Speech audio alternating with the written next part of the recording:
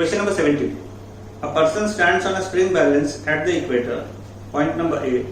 By what fraction is the balance reading less than his true weight? Point number B. If the speed of Earth's rotation is increased by such an amount that the balance reading is half the true weight, what will be the length of the day in this case?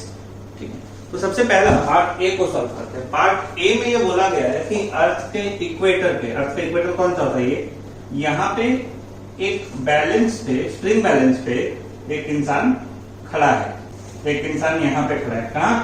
अर्थ के equator पे।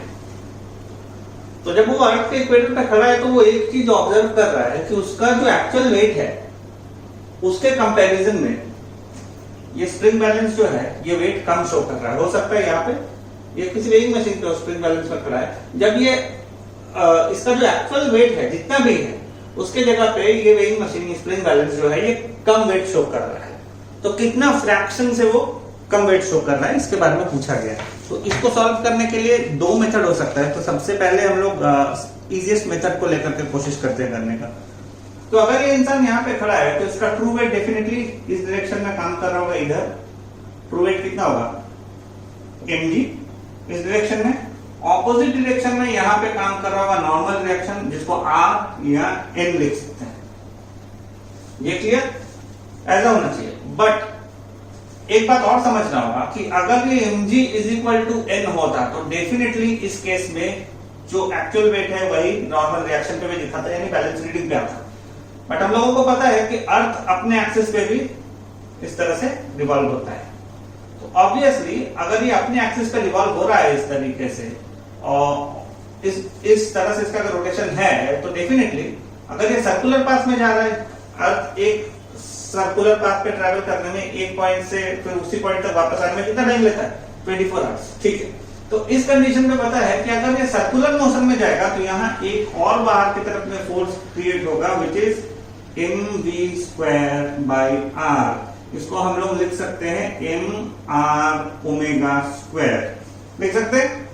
क्यों लिख सकते हैं? Because v is equal to r omega भी तो होता है, तो v स्क्वायर को r ओमेगा स्क्वायर भी लिख सकते हैं। ठीक है, अब अगर इसको हम लोग फ्री बॉडी डायग्राम के थ्रू समझने की कोशिश करेंगे तो यहाँ लग रहा है, अगर ये पर्सन यहाँ है, यहाँ लग रहा है mg, यहाँ दो फोर्सेस काम कर रहे हैं। एक काम कर रहा है n और एक काम कर रहा है mr omega square. Circular motion के केस में सेंट्रीफ्यूगल फोर्स तो काम कर रहा होगा। तो यहाँ से हम लोगों को एक इक्वेशन मिल रहा है, एक रिलेशन मिल रहा है, mg is equal to n plus mr omega square. इसे n को सेपरेट कर लेते हैं। n is equal to mg minus mr omega square. इसको इक्वेशन 1 ले लेते हैं। मतलब बैलेंस रीडिंग में नॉर्मल कितना शो कर रहा होगा? बैलेंस रीडिंग में ये वेट जो शो कर रहा है वो हम लोग समझ सकते हैं mg minus mr omega square show कर रहा होगा। ठीक है, अभी इसको हम लोग पुट करते हैं। तो सबसे पहले ये समझ लेना होगा कि अगर ऐसा केस है जहां पे कि डिफरेंस आ रहा है तो हो क्या रहा होगा। सबसे पहले हम लोगों को पता है ट्रू वेट कितना है। True weight is equal to mg और बैलेंस रीडिंग के चलते जो वेट आ रहा है वो कितना आ रहा है?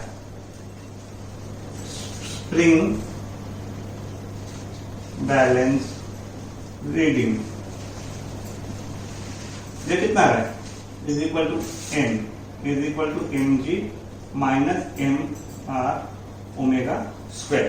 ये आ रहा है, यहां तक कोई डाउट नहीं है। अब कितना फ्रैक्शन से ये चेंज हुआ है, अगर फ्रैक्शन में पूछा जाए तो फ्रैक्शन का मतलब ही होता है true weight minus reading divided by true wait.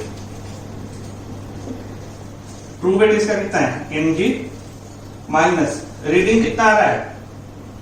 Reading आ रहा है यहाँ पे mg minus mr omega square divided by true weight. अभी तो इसके वेट और एक्चुअल वेट और जो वेट आ रहा है बैलेंस रीडिंग के चलते दोनों का डिफरेंस निकलेगा। तो is equal to mg minus mg plus mr omega square divided by mg।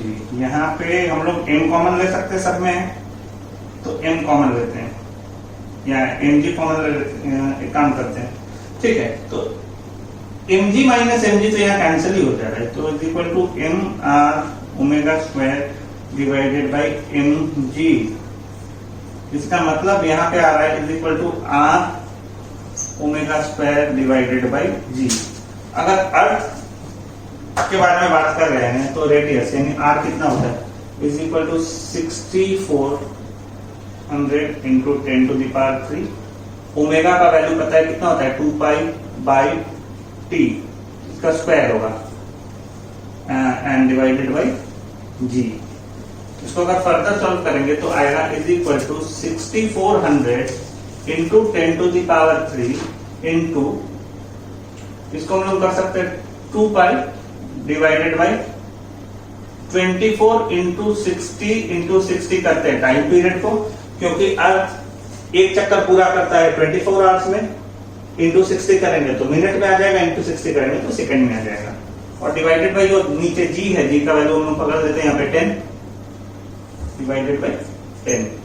तो इसको जब सॉल्व करेंगे तो आएगा answer approximately is equal to 3.5 into 10 to the power minus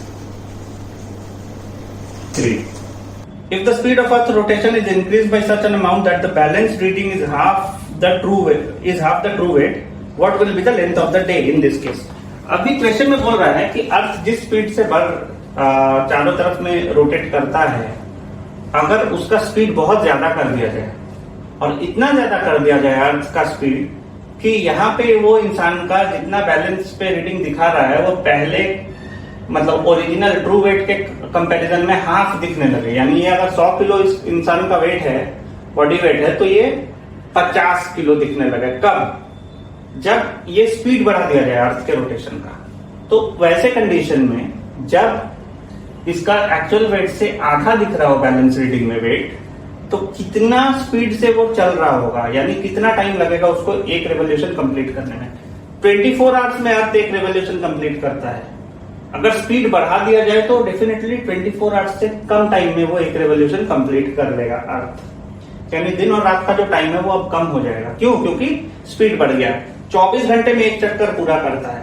अगर स्पीड को ज्यादा बढ़ा दिया गया तो 24 घंटे से पहले ही एक चक्कर पूरा कर लेगा, यानी डे एंड नाइट का जो ड्यूरेशन है वो कम हो जाएगा। अब कितना, अगर ऐसा कर दिया जाए कि इसका मशीन पे हाफ ओरिजिनल वेट से हाफ शो करने लगे रीडिंग, तो पूरा दिन एक कंप्लीट करने में आपको कितना टाइम लगेगा। तो अकॉर्डिंग टू क्वेश्चन लिखते हैं, according two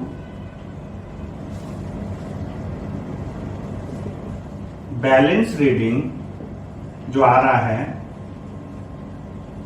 is equal to half into actual wait.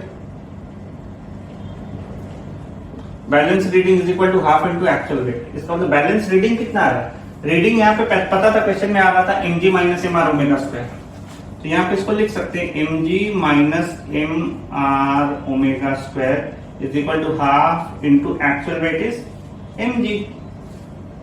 ठीक है, अभी यहां भी m कॉमन है, यहां भी m है, यहां भी m है, तो m कैंसिल कर सकते हैं।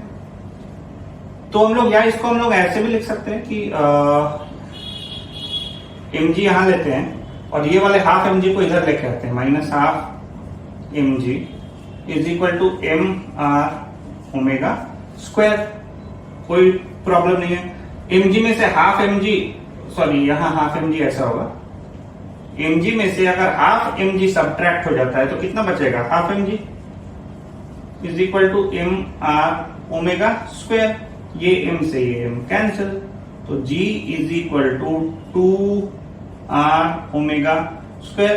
Therefore omega square is equal to g by 2 R और omega is equal to under root g by 2 R. ये वैल्यू हो गया ओमेगा का,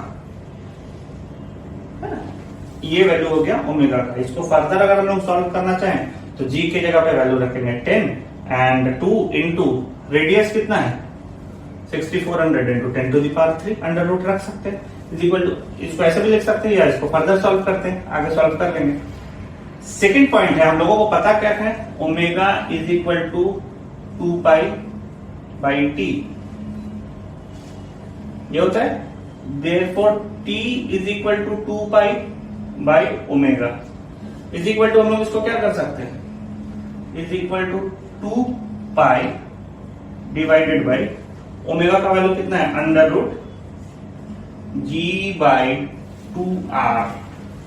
आर मालूम है कितना है, 6400 into 10 to the power 3, G का वैल्यू 10, 2 पाई 2 इंटू 3.14। तो अब जो हम लोग इसको सॉल्व करेंगे तो सबसे पहले ये जो टाइम आएगा ये टाइम सेकंड में आएगा।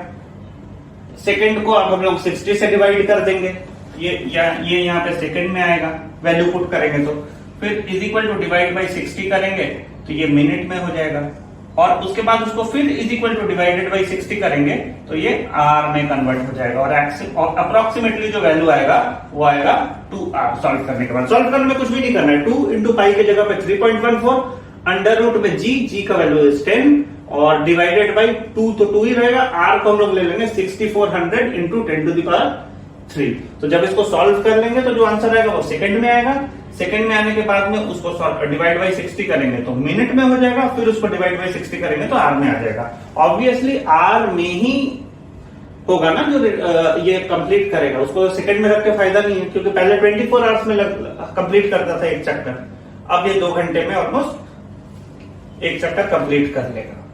तो यही हो जाएगा आंसर।